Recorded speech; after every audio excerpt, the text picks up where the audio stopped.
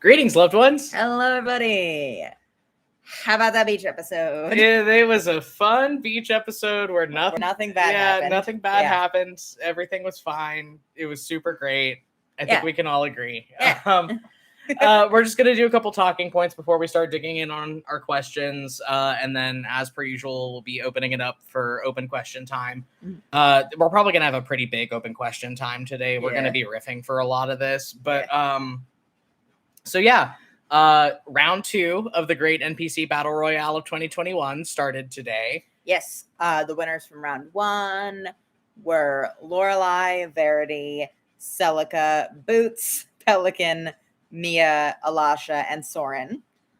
And man, some of those matchups are just they're just brutal. Like Soren versus the captain, Kalessa versus Pelican is just funny to me.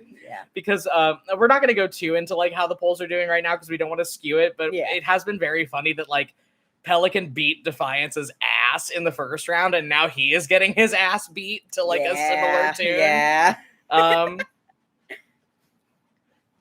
Zed and Lorelei have been disturbingly close like all day.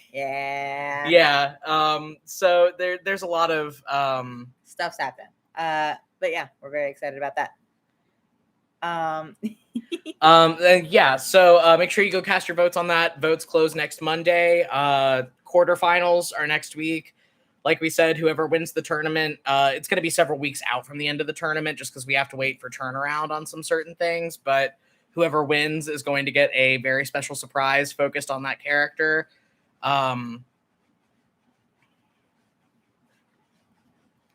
Somebody pointed out that there was like a quarter of the votes went for Defiance in the first round, which was more than expected. It was more than we expected also. It wasn't for me. That's fair. No. I expected Defiance to do better, actually. That's fair. I did not. I find Pelican very endearing. I also find Pelican very endearing, but I love he.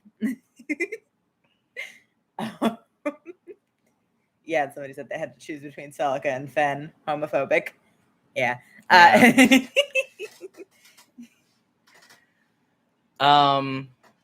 Okay, so so go put your votes in for the tournament. Voting for that ends next Monday. And we'll be moving on to the quarterfinals after that with some of the projections that we have, just based on what we can see from the polls, we're gonna have some interesting matchups. It's gonna be interesting. Yeah. It's gonna be interesting. I'm just glad we never had to put Boots and Pelican against each other because they would never want that. Yeah. Gay wrongs. Unless there's a huge shakeup, which shouldn't happen. No, wrongs. Given how badly Kalessa's kicking his ass right now, I don't think that that's gonna happen. Okay, so we're gonna go over the episode playlist and then we're gonna get into our questions. So our opening track was "Take a Vacation" by the Young Vanes. Barry's extremamente into the Young Vanes. I'm extremely into Ryan Ross, which means I'm extremely into the Young Vanes. Ryan Ross was one of the guys that got out when Panic at the Disco still had a name for themselves. Yeah. God. I say with my fucking Panic tattoo, like I'm trash. I know. Yeah. But Panic, it's from one of the good albums. Yeah, the tattoo is a lyric that Ryan Ross wrote. So yeah, the Young Vanes is the band that Ryan Ross and John Walker started after they left Panic at the Disco, and they're basically a Beatles ripoff, but they are really good. Yeah. And their first and only full-length album was called Take a Vacation. Yeah. And we ended up putting Take a Vacation on as a mood setter just because, it's a beach day. It's a beach day. And also because there is a Young Vanes song called Defiance. Yeah, that goes on a future episode playlist. No, it doesn't. Oh, no. Because we took it off, remember? Because aesthetically it didn't fit, and that's why we put Take a Vacation on this one. Right. It's that song is going on the official Captain playlist because we couldn't find an episode to fit it on. Right, yeah. But there is a Young Vanes song called Defiance that is like a big portion of the reason that Defiance's name is what it is. Yeah. And I highly recommend giving it a listen. But yeah, that was one of the reasons that Take a Vacation ended up being the lead track on this one, is that we had to take Defiance off of, I believe it was episode 10, because aesthetically it just did not fit. It didn't work at all. No. Which we were very sad about. But yeah, lyrically, it's a Beatles summer pop ripoff song. Like, it's not super deep, but go listen to Defiance by the Young Mains. Yeah. we did have a running joke as we were recording where every time Defiance did something nasty, Al would just go, Defiance by the Young Mains, air horn remix. Yeah. Yeah. Because when I was there was a fandom that I was in that somebody made a playlist for the main villain of the show, and the lead track on the playlist was an air horn remix of Welcome to the Black Parade by My Chemical Romance. And I just think if you air hornify something for a villain, then it is instantly funny. Yeah. Defiance by the Young Mains air horn remix. So true. Yeah. Take a Vacation as a whole is a fucking great album. I like Take a Vacation as a song. Lyrically, it's not that deep. Yeah, it was just a mood setter. Yeah, if you want Young Mains lyrical depth for this season, go listen to Defiance. But second track was Take Me There by Delta Ray, which is a lot more lyrically deep, and that's a Fee Captain song. And it's on the Fee playlist. Yeah. Woohoo! Thank you, Eddie. Lyrically, that song is Fee going, get your shit together. God, yeah. Don't tease me, baby. Come on, give me shelter. There's danger in the things you say, but I think I want it. Yeah. It's Fee's having a very good time. Let's put it that way. Fee's having a very good time. I think that's about it. Yeah. Yeah. Oh boy, Another Place by Bastille. That was for that scene where the captain did a big trauma dump. Well, the captain did like 2 trauma dumps this episode. Yeah. The first one. Yeah, but the fucking I am bound to you with a tie that we cannot break, with a night that we can't replace. I'm lost but found with you in a bed that we'll never make. It's a feeling we always chase. Yeah. Fecule. Well, and also the narrative of broken promises comes in a lot in Fecule. So the fucking choruses of the "So don't make promises to me that you're gonna break. We only ever wanted one thing from this." Like, ugh.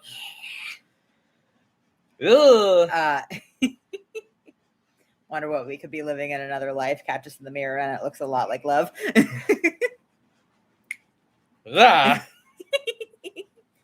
And we did we specifically picked the chamber orchestra, the chamber orchestra remix of Another Place because it's epic. It's gutting. Yeah, it's a lot. It's big. It's the big version of that song. Cadaver Sniffing Dog by the Mountain Goats was for the scene when the Morai washed up. I can't talk. Yep. Yes. Yeah, that was for the scene when the Morai washed up. It's just a good song. Everybody adjust your expectations. Yeah. Yeah, it's a lot of it's a gory song, so we're not going to quote too many of the lyrics, but it's yeah. And then No Children by the Mountain Goats. This is a Captain Sabine song. No shit, Sherlock. I was just saying for the record, that's a Captain Sabine song. I hope it stays dark forever. I hope the worst isn't over. I hope you blink before I do, and I hope I never get sober. I am drowning. There is no sign of land. You are coming down with me, hand in unlovable hand, and I hope you die. I hope we both die. And I hope when you think of me years down the line, you can't find one good thing to say, and I hope that if I'd found the strength to walk out, you'd stay the hell out of my way. Yeah. Yeah, it's... God, in the fucking opening line even is, I hope that our few remaining friends give up on trying to save us. I hope we come up with a fail-safe plot to piss off the dumb few that forgave us. Like, yeah, every line. The Captain and Sabine's relationship is not in a good place. No. Well, and he clarified why. Yeah. No Children by the Mountain Goats. Captain Sabine song through and through. Every fucking line of it. No more love, broken ass marriage. I hope I lie and tell everyone you were a good wife. No more love, broken ass marriage, divorce, divorce, divorce. The alpha couple wish they were the Captain and Sabine. So true. We have so many songs from Tallahassee on our Captain Sabine playlist. It was either going to be No Children or Alpha Rat's Nest, actually, because we argued over that for a little bit. We argued over that for like many minutes. Mm-hmm. Yeah, that was a lot of the rest of this playlist was very intuitive, but we argued over No Children versus Alpha Rat's Nest. Yeah, and the we're going to be dropping official ship playlists at the end of the season, and the official Captain Sabine playlist actually does start with Southwood Plantation Road. Yeah. We use another song off of Tallahassee for the episode in the season when Sabine gets back. So let's just tell them it's Oceanographer's Choice. Yeah, it's Oceanographer's Choice. Yeah. Will we get a Boots Pelican playlist? Subscribe to the Patreon. Yeah, sure. We're getting playlists for like the main ships at the end of the season. Publicly. We have a couple things that we're mulling over for Patreon playlists. Yeah, gotta keep something for the patrons. Yeah. Oh man. And then the last song on the episode playlist was Black Sea by Natasha Bloom. That was another mood setter. Yeah, it's a mood setter. It's just an ominous ocean themed song. Yeah. For our next episode, which is also ominous and ocean themed. Yeah. Actually, let me just look at next week. Hold on. Oh no. Because I want to see how much shit we're gonna catch. Oh man, yep. Yeah. Next week is the one. Next week's the one. Next week is the one where the two Leo songs are "Sweet Hibiscus Tea" by Penelope Scott and "All Eyes on Me" by Bo Burnham. Oh, you guys are gonna Spoilers. It's fine. You guys are gonna kick our asses. The Faye songs next week are also bad, but I'm not going to tell you what they are. You'll have to wait. And the chat is losing it. And the chat just fucking exploded. The soundtracks for 10 and 11 are going to rip your guts out violently. Yeah. Like bad. And 12. Yeah, 12 is pretty bad too. Yeah. The front half of 13 isn't horrible. But like 10, 11, 12, the soundtracks are fucking brutal. Excuse me, Barry. Oh, Lord God. You say the ocean's rising like I give a shit. You say the whole world's ending, honey, it already did. Oh, speaking of Bo Burnham, I had the funniest fucking realization this week before we dig into our questions. Yeah. We've done a lot of talking in Q&As before about our process with character voices because there are only two of us and we have so many characters to keep up with and like so many character voices to do. And Al talks a lot about how their process is they find different media to latch onto to kind of like get them in the vibe of what accent and what vocal cadence that they need to do. Like they did Roz from Monsters, Inc. with a lot of the Valduran characters. Yeah. With Agrippina specifically, I did Roz. Yeah, with Agrippina, with Agrippina the Red specifically, it was Roz from Monsters, Inc. That's not typically the case with me. I get a lot more like technical and specific with it because I have specific training in like vocal embouchure and stuff, being a trained singer. But I have two exceptions, and one of the two I only just realized. The first one is Kiva. I can only do my Kiva voice if I try to imitate GLaDOS from Portal.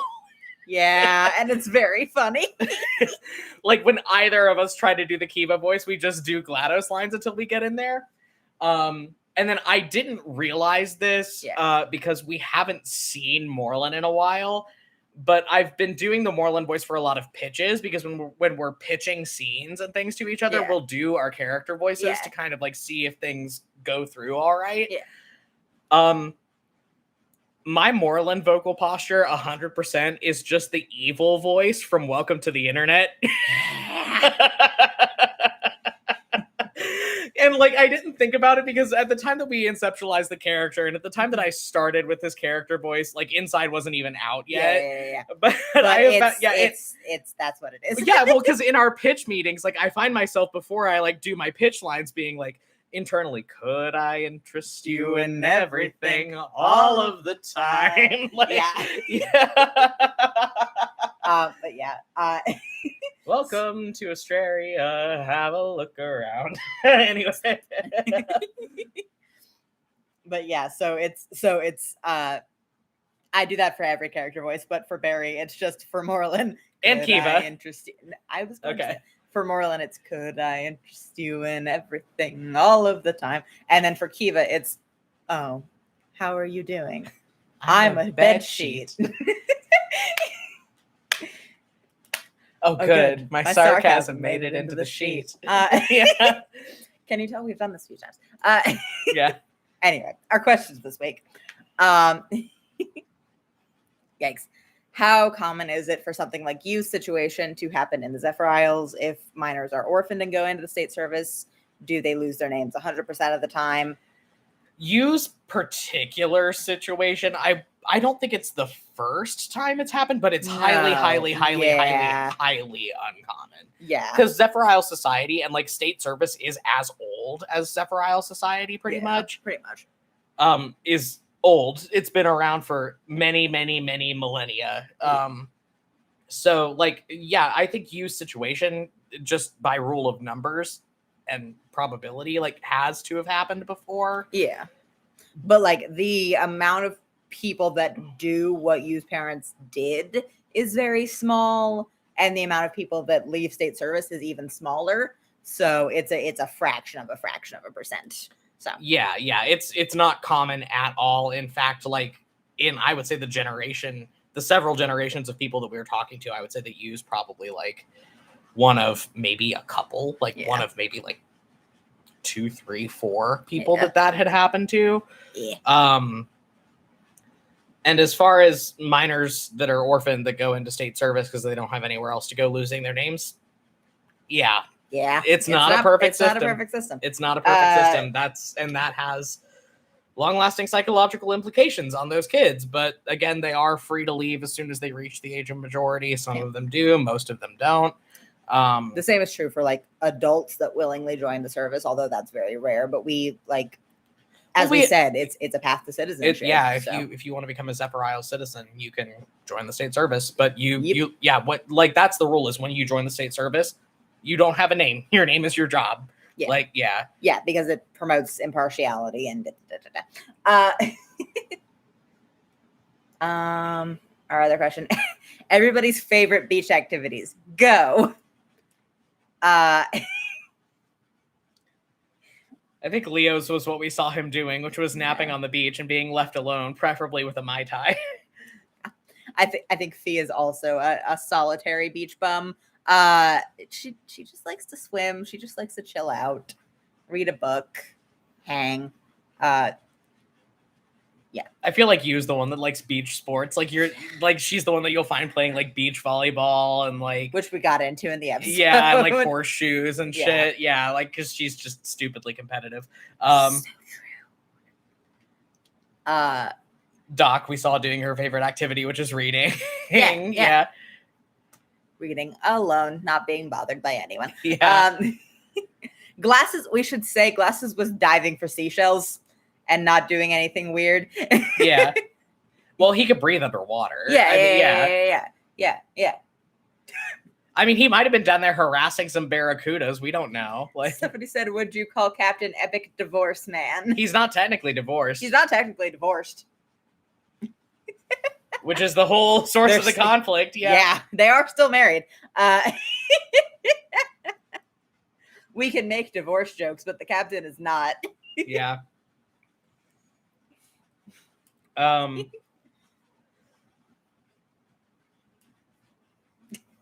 I'm thinking beach activities for the captain. Like that is, by the way, why we keep putting in the trigger warnings infidelity. Technically, infidelity. It's complicated. It's so complicated. Yeah. Not everybody has figured out that they're polyamorous yet in this polycule. Yeah. Namely the captain. Namely, there's one person in this polycule that hasn't figured out that they're polyamorous yet, and that person is the captain. Yeah. But it's coming. It's coming. Don't worry about it. Oh, jeez. Beach activities. I think Pelican's favorite activity in any situation is to just be on top of things and people watch. Yeah, because he was up in the fucking palm tree in this episode. Yeah. Boots, I think, also likes beach games. I think Boots either likes a beach game or like a big like beach bonfire and like doing like s'mores and shit. I'm just picturing Boots as the guy with the beard from Dream Daddy, just the overly competitive. Boots isn't that competitive though, is the thing. No, I know, but the fact that he and you were both the ones doing beach sports just. But I feel like Boots's drive to like beach sports is more that he just likes having people around him and likes to watch people have fun. That's fair. Yeah, I think bonfires are probably his favorite thing to do on a beach. Like wait until nighttime and do a big bonfire and like roast hot dogs and like make s'mores and stuff. Yeah. Who are we forgetting? Ascot. I think Ascot spent the whole beach day getting slammered by himself. After he distributed the coolers full of snacks. Yeah. Because just so much, he has to do so much all of the time. Glasses likes finding seashells, which is what he was doing. Yeah, he was diving for seashells. Yeah. I think Ascot just needed a break. I think Ascot likes like what would be considered, since he can breathe underwater, the equivalent of like snorkeling or scuba diving. Like he likes being down there and like checking out the marine life and looking at the coral and like all that shit. But so true. But yeah, beach activities, good. Who won the volleyball match? You did. I think you and Boots. I think you and Boots team up whenever they play beach sports, and they just decimate everybody. Oh, jeez. And then, how confident was Leo in giving the captain the shovel talk after the captain absolutely wrecked his shit in Parlay Cove? He was pretty confident, actually. It was like, you know how they talk about like mama bear strength, about people that can like lift a car off of babies? God. Leo's pent up older brother overprotectiveness. Yeah. Leo had Leo had brother bear strength. Leo was more than confident that he would be able to absolutely fucking wreck the captain if he hurt his sister. Yeah. And he was right. Which is why the captain was intimidated by it. Yeah. And then there's a lot of speculation going on about how Sabine would feel about the whole thing going on with Fee and the captain. How would she feel if she knew? That's a complicated question. Sabine would be angry, but not because they're together, but because she's angry at the captain. For reasons that you all are starting to figure out. Like we said, everybody else in this polycule except the captain is very aware that they are all polyamorous. The captain's just not aware of much, man. You gotta cut him a break. He's not smart. He's very repressed. He's really not repressed. He's just stupid.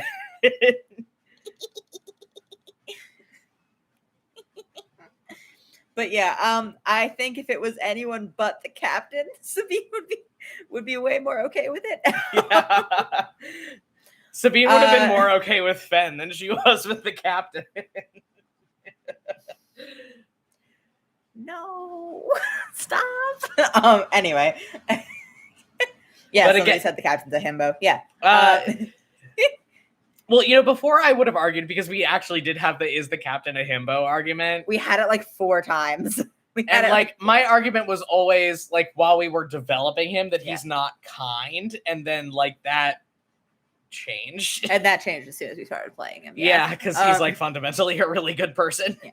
But we also just disagree on the foundational aspects of himboism. Yeah. Yeah.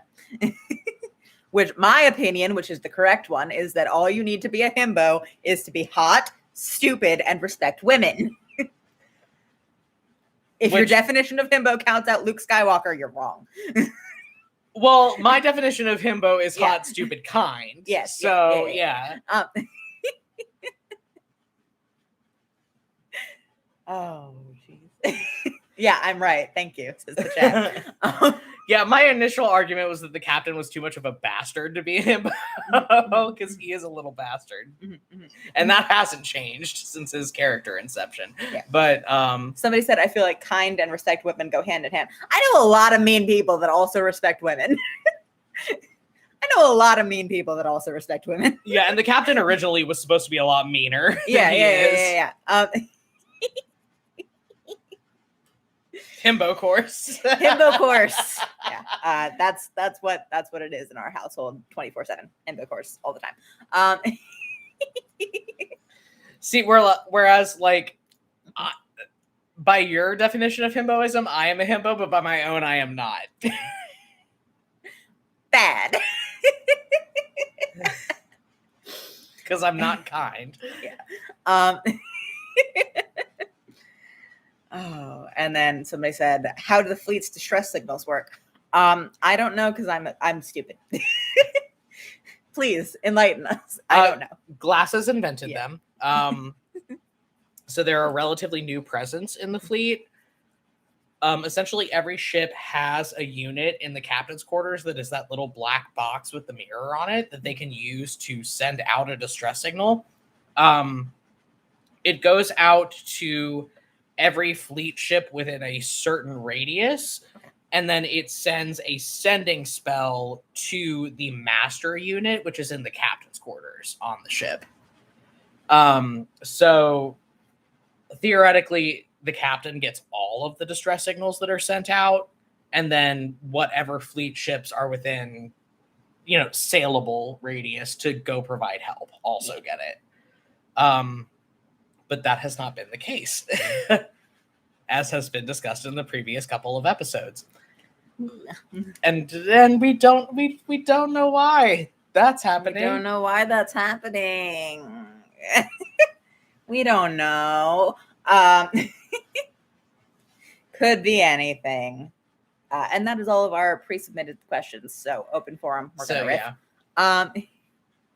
It's not like we're no idea why things are going wrong. It's not like we're gonna find out in gruesome detail on Friday or anything. Yeah.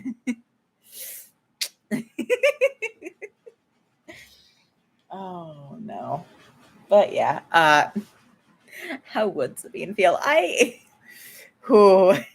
Violent, but not for the reasons you think. Yeah. Pissed off, but not jealous.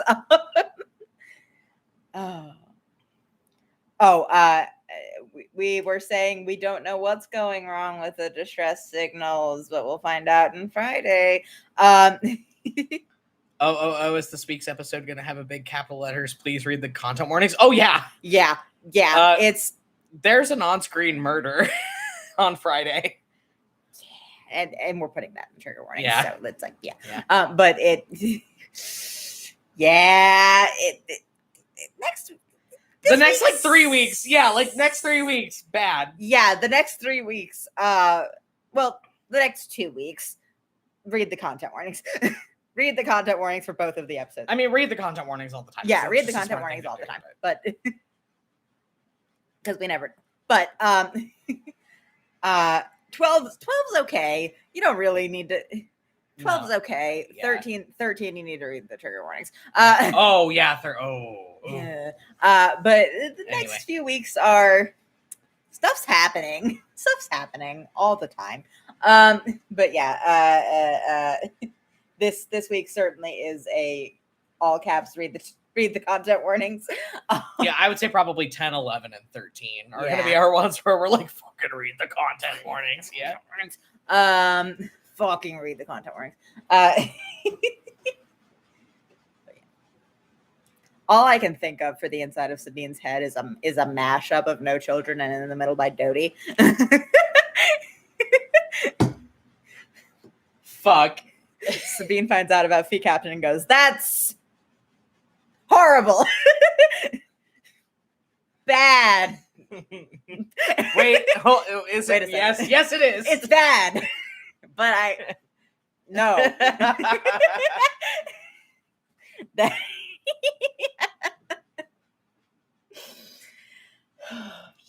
And again, we'll be exploring all of this later. We'll be going into it.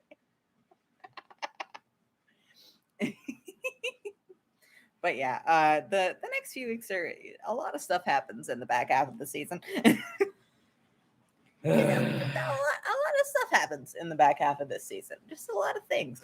A lot of stuff and a lot of things. We're very excited. Oh man. We're actually getting close to recording the end of the season, which is. Yeah, we're finishing 18 after we wrap this up. Doing 18 tonight or finishing 18 tonight. Anyway, Barry's gonna shed real human tears tonight. Yeah. Wish me luck, everybody. Godspeed.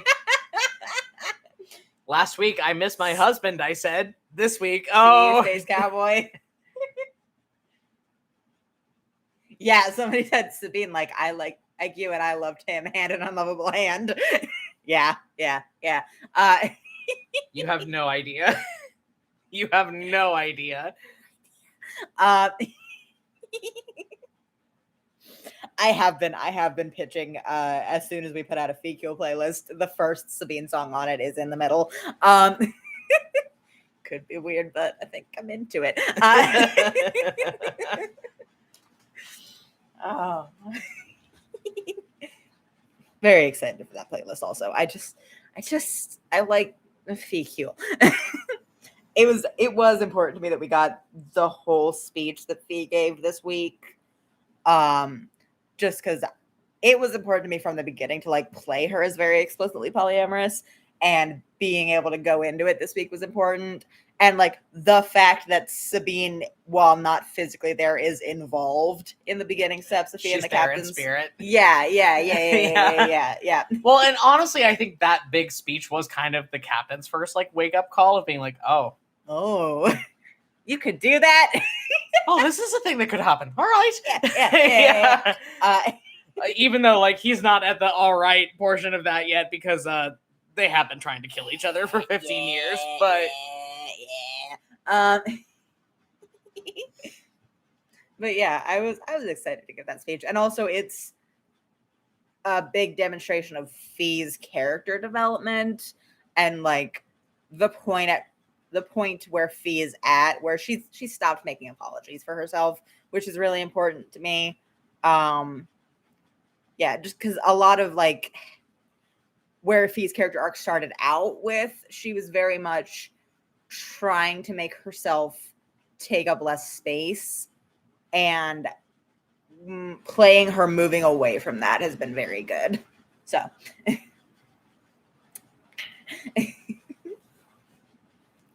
but yeah, and every time I get to do part of that is very gratifying. Meanwhile, you have Leo over here just Leo's character arc. Yeah, we actually were talking right before we started the Q&A today about how Leo and the captain are equal but opposite, constantly on the edge of an aneurysm energies. Yeah. Like at this point in his character lawful arc versus chaotic. Yeah, lawful versus chaotic. Yeah, true. Yeah, Leo is constantly on the edge of his head just exploding, and then the captain is constantly on the edge of just deciding to commit arson. Yeah. And good for both of them. Well, not good for Leo, but better for Leo than the other things that he's been doing to cope. Better for Leo than where he was in season 1. Anyway, yeah,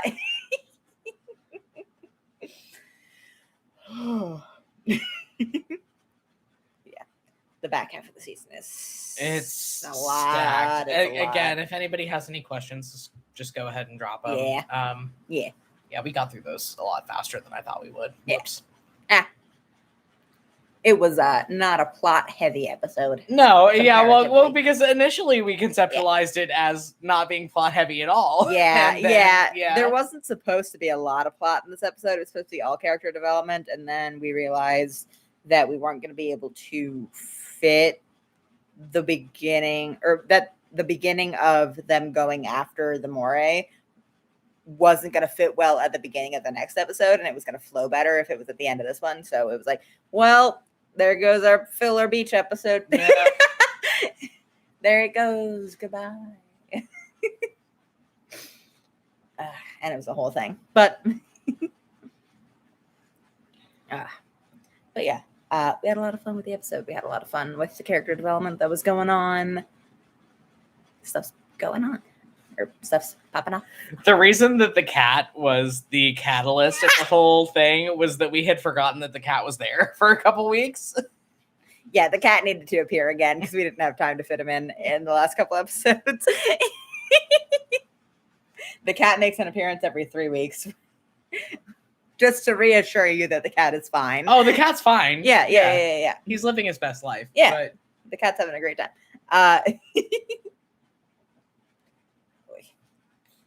The cat kicks off the plot every couple episodes just to reassure you, the listener, that he's living his best life.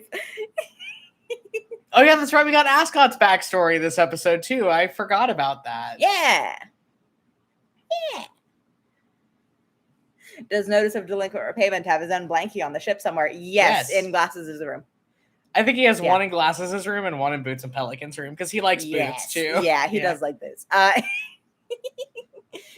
I don't think he spends that much time in Boots and Pelican's quarters because the bird does not like the cat, and the feeling is mutual.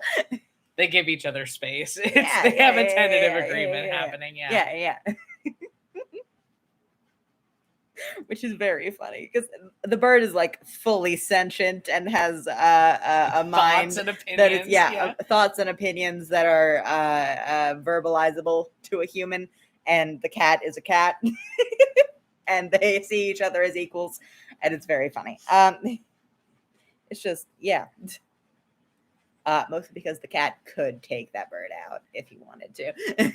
I don't know, dog. Have you seen how fucking big pelicans are in real life? Yes, but Notice of Delinquent Repayment is a very large cat. He is a very large cat, and he's very mean, but also the bird has died once.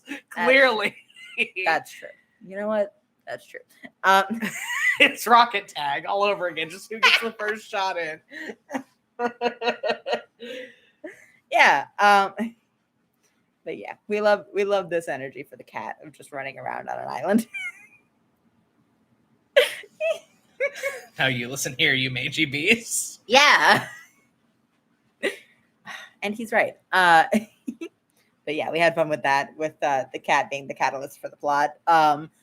That hasn't happened in a couple episodes from where we are now. Damn. Well, and it's not going to. Yeah, it's not. Now. Yeah, but this is the last of Notice of Delinquent Repayment that you guys are going to see, I think. Oh no. Yeah, but he's fine. He's fine. Yeah, he's thriving. Yeah. Oh, somebody said, wait, was there a reason why the cat's named that? And can you re-explain it? If so, we lampshaded it. Ascot came to repossess the boat, and Ascot used to be named Accountant. Or something like that. Yeah. And he came to repossess the boat on behalf of the state because the captain took out a very large loan to pay for the boat. And then defaulted on it. Defaulted on it very hard. And what happens when you default on your loan to pay off a very large loan for a piece of property is you get served a notice of delinquent repayment. And the cat appeared on the boat, so the captain just picked up the nearest piece of paperwork and was like, he's not good at names. He's not great at it. Yeah, he's not great at it. And also it was funny.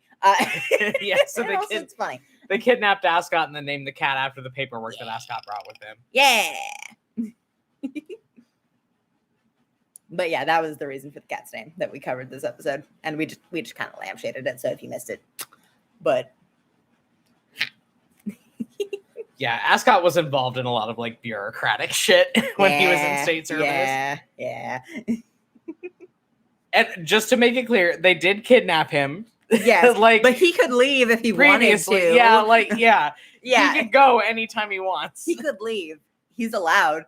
Yeah. No one's keeping him there. He's choosing to do this now. They just needed to kidnap him for long enough for the captain to avoid paying his boat bill. Yeah. They just needed to kidnap him so the captain wouldn't get arrested.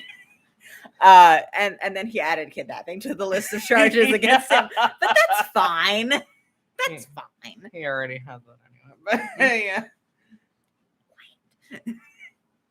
Anyway, but yeah, the whole thing with Ascot is just very fun. It's just very fun. The crew is very weird. We have pitched Ascot as the character concept of a study abroad student that got stranded on their grad school study abroad trip. And is just trying to make it work. Yeah. He's been wandering around Portugal for the last 3 years. He doesn't speak the language. He has no idea what's going on.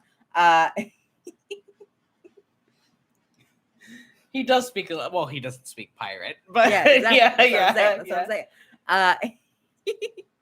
He's like this close to snapping at all times, and honestly, good for him.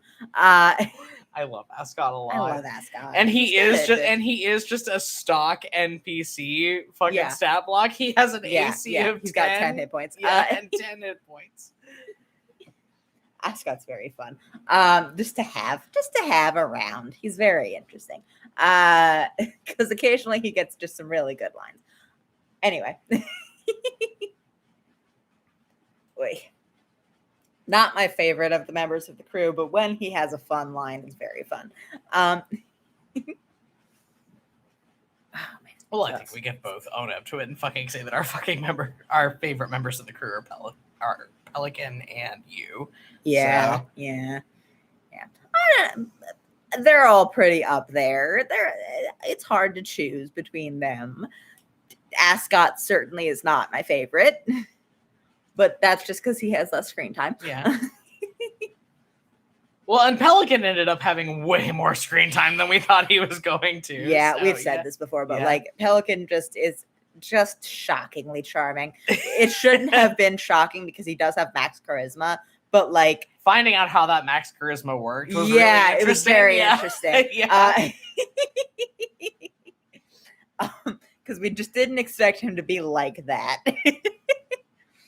But then every time he opens his mouth, we're just like, keep going. Yeah, like go for it, dude. Keep going. We actually invented scenes going forward, like after we first started playing Pelican within the game, to give him space to say more things. Because we were like, oh my gosh, it's so fun when he says things. Yeah, it's so fun when he talks. I just love him. He's just great.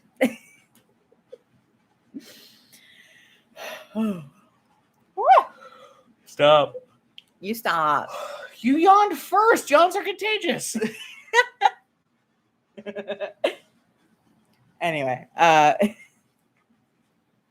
yeah, we've had a lot of fun with the crew this season so far. Getting up on the end of the season is a lot.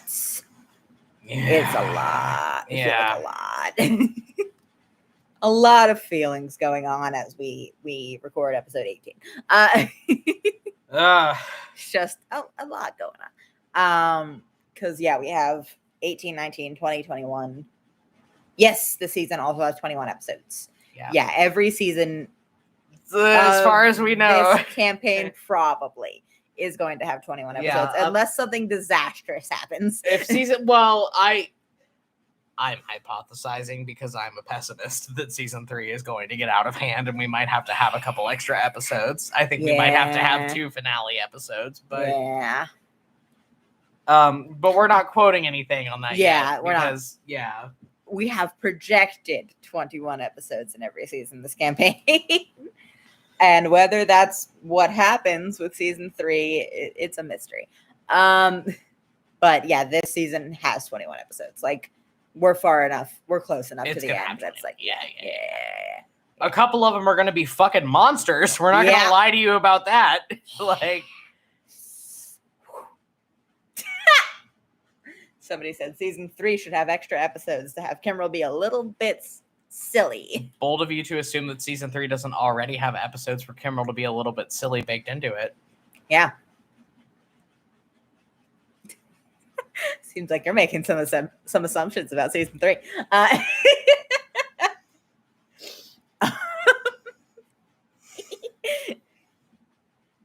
But yeah, season 3 has a lot going on, and it's because we're trying to wrap up everything from the entire campaign, and also there are some things. Yeah, but also and that's why I'm saying that I'm pessimistic about season 3 is because we are introducing new shit at the same time that we're trying to wrap up everything else. Yeah. So like, and I think it'll go well, but it just might run a little. It might run a little long. Yeah, and that's fine. I cannot wait for the return of Bone Husband. Oh, yes, you can. Yes, you can. It's not going to be good. It's not going to be good. Oh, no. Oh, man. But yeah, we're very excited to get the end of the season. Take a couple weeks off before we start recording season 3. We are so exhausted. Yeah. We are so tired all of the time. Yeah. But we're very excited to take a couple weeks off and to be bright-eyed and bushy-tailed for season 3 and to get a couple of our bonus episodes headed off. Is there Kiva content in season 3 too? Oh, yeah. Yes. Oh, yeah. Yes, there is. I would say that, like, season 1 is heavy Kimberl content, season 2 is heavy Kiva content, and then season 3 it's like they get I would say they get equal amounts of content in season 3.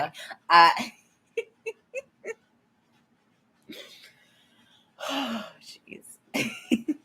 lots of stuff happening. Lots of stuff happening. You guys, on the deity front. Talk to us in 2 weeks. Yeah. Literally talk in to us 2 weeks. Talk to us. But yeah, we're very excited for that. A lot of the stuff that we're wrapping up in season 3 is some stuff that we've been very excited to share since we started recording. So getting closer to it is very...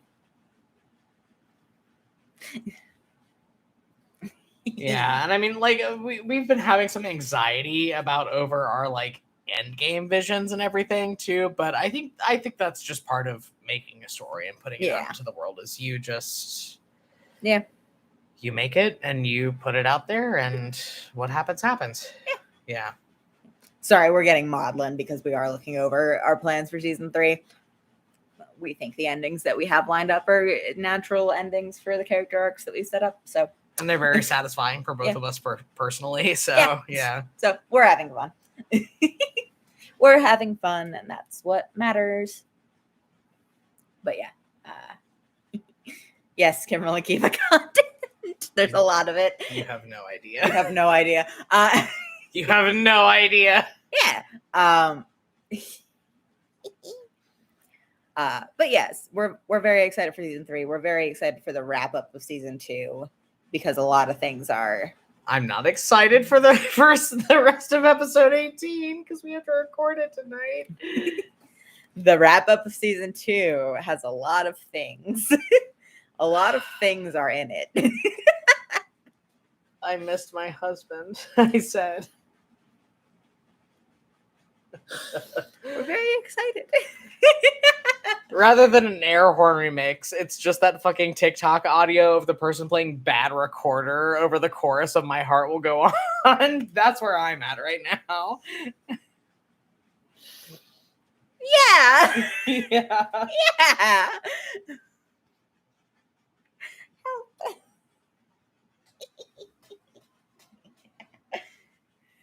Oh no. But very, very hyped for y'all to listen to the end of the season, and I'm excited for episode 10 on, honestly. Yes. Like episode 10 is where shit starts getting fucking real in season 2. And again, you guys are going to see this on either Thursday if you're a patron or Friday. Yeah, starting next week, shit gets very real. The ride was already not stopping, but the ride is extra not stopping. Oh no, like you are super strapped into the ride at this point. It is going and you cannot get off. But yeah, lots of stuff happening back half of the season that we've been very excited for a very long time. Lots of stuff happening in season 3 that we've been excited for a very long time. We gave ourselves kind of the most wiggle room in season 2. Like, there's a lot of stuff in season 3 that we had set out from the beginning. Well, and I'm glad that we gave ourselves the fucking wiggle room in season 2 that we did, because we ended up needing it. We ended up needing it.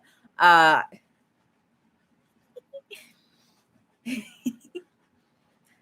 yeah, I'm excited to see reactions to one thing in particular in season 3. That's all I care about right now. Yeah, you know exactly. Yeah, I know exactly what you're talking about. Yeah. But yeah, we're very hyped. We have a lot of interesting things happening, and we're excited to get started on season 3, which is in a couple weeks. Woo. Well, in a couple weeks after we take some time off. Okay, thank you. Yes, a couple weeks, by which I mean October. But we're very excited. Lots of stuff going on. I don't mean to look panicked. It's just that I have an editing backlog that is so long right now, and also I am going back to very in-person work very soon. Yeah, but we're taking a couple weeks off. Everything's gonna be good.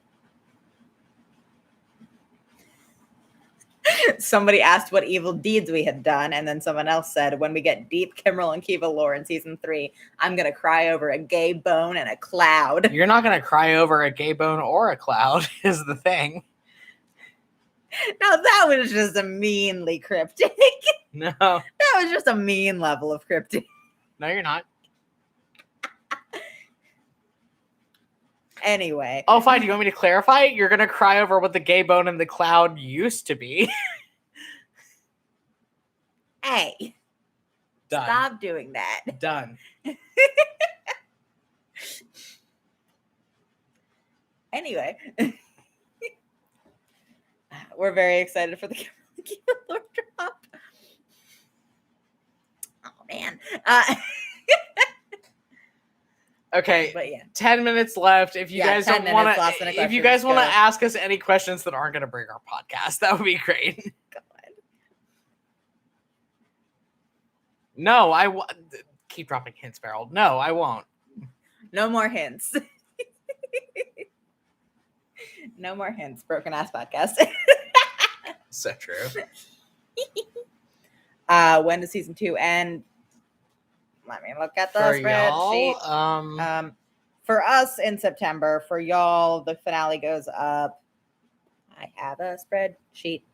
It goes up on October 29th. The Friday before Halloween. So true. Oh, that sucks. Anyway. Yeah. And then we get another 6-week hiatus after season 2 because that's just what we're doing. And we're very excited for that also. Give us some time to record the beginning of season 3. Or not the beginning of season 3, the first half of it. But yeah. We're very excited about that. She helped. It's a few days after my birthday. Good for you. A Scorpio. Stop. Anyway. But yeah, the rest of season 2 is very good. We think we're very excited for it, and we're very excited to get to season 3. Can we look forward to Leo suffering slightly less in season 3? No. Kind of. Yeah. At the tail, way at the end. Way at the end. Less than season 2. I would say less than season 2. He doesn't have any near-death experiences that we have planned in season 3. No, you're right. Okay. I take that back. But slightly less. It's less. Leo's not getting hit by as big of a bus.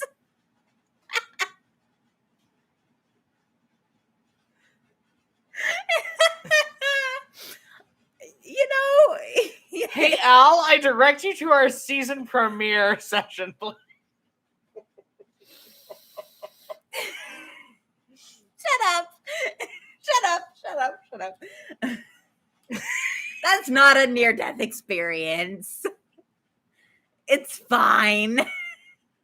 I'm looking up the spell right now. I am so tired of you. Hold on. It's fine. It's fine. The season premiere is going to be fine. When is season 3 slated to start coming out? Because we have a 6-week hiatus after season 2 finale. The premiere goes up on December 17th.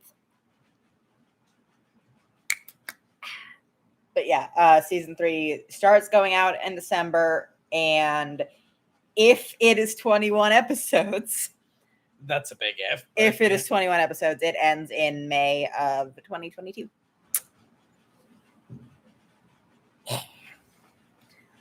But yeah, and we're very excited about it. If it runs a little long, it will also be ending in May of 2022. It's slated to end on the 6th, so we can get 3 more episodes in there, and I will not be a liar.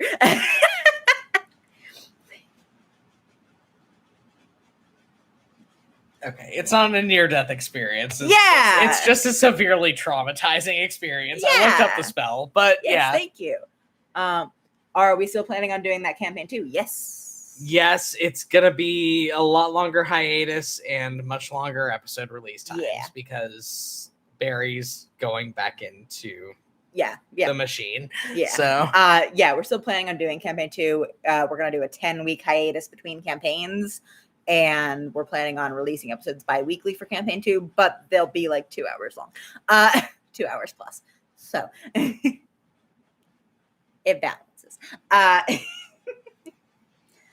But yeah, we have a lot of things planned for that. We have a lot of things to go up during the between campaign hiatus that are going to be very interesting. Not like episode content, but it's some stuff. We're gonna do some things. And a lot of it's gonna be very tied into our social media accounts. In a very purposeful way. But we don't want to elaborate. We don't want to elaborate too much on it. But Barry is very much getting ready to go back into the capitalism machine, and I'm not excited about that. But so our production schedule for campaign 2 is going to be a lot easier on us because of that, and we're just trying to push it through for season 3. We're just trying to push it through for season 2 right now, dog. But somebody said, "Thank God y'all do transcripts. I would not be able to focus for 2 hours straight." We are we have planned out. We have intermissions in the middle of campaign 2 episodes also, so like it's not 2 hours straight. You got a minute. Take a second. But also, you're welcome for the transcripts. We work very hard on those too. Yeah. For $64 a month. Subscribe to the Patreon. Anyway. Subscribe to the Patreon. But yeah, we have things planned to make the listening to the 2-hour episodes as easy as possible, because we know from our own experiences as neurodivergent people that listen to a lot of podcasts that it's not always easy. So plans, things, good to go. But yeah, campaign 2 is definitely still a go. We have been very excited about a lot of our character concepts for that. We will never crack 3 hours on an episode. That is my line in the sand. Is that we're never gonna break 3 hours. Now you said that. No, you say that. No, I'll split an episode before I make a 3-hour episode. That's fair. Hard cut off. Yeah, hard cut off, because 3-hour episode is where I could not get into other shows, because I looked at 3-hour episode and said, oh no, not even with an intermission. No. But yeah, we're very excited for that, and we're trying really hard to keep the campaign 1 episodes around an hour. It's not happening. Much. Yeah, it's drifting closer to an hour and a half the further we get into season 2. Yeah. Well, because like we don't want to cut out the good shit. Yeah. Yeah. So that's why it's drifted closer to an hour and a half. But yeah.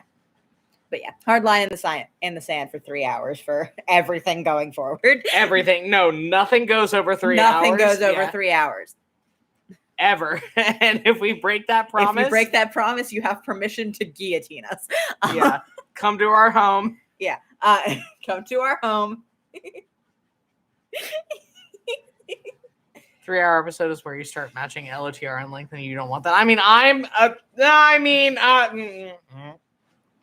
So you said that to a Lord of the Rings nerd, and anyway, I have a first edition leather-bound copy of the trilogy. But anyway, very fond of you. I don't own it. It's my dad's. I'm gonna get it when he dies. But anyway, that's we're gonna do enough for this week. Yeah. Well, last call. Let's give it like a 30-second last call. Yeah, if you guys have anything else to ask, just dump it in there. Otherwise, that's gonna wrap it up for this week. But yeah, we're very excited for things going on in the future. Somebody in the chat said they would listen to 3-hour episodes of Campaign 2. You won't get them.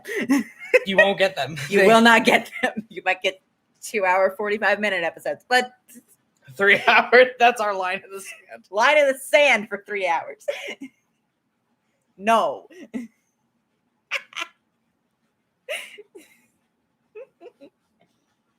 Oh man.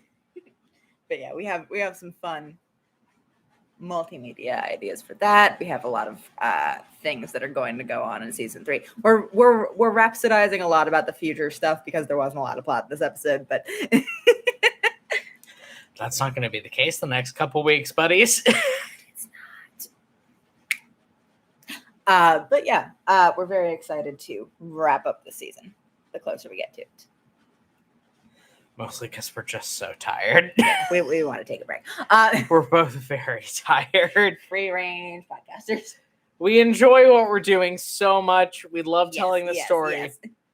We're exhausted. Yeah. But anyway, when you guys all are out for our blood next week, we'll talk to you then. Yeah. All right. See you next Later, Monday. Everyone. Bye. See you on Monday. Bye. Vote in the polls.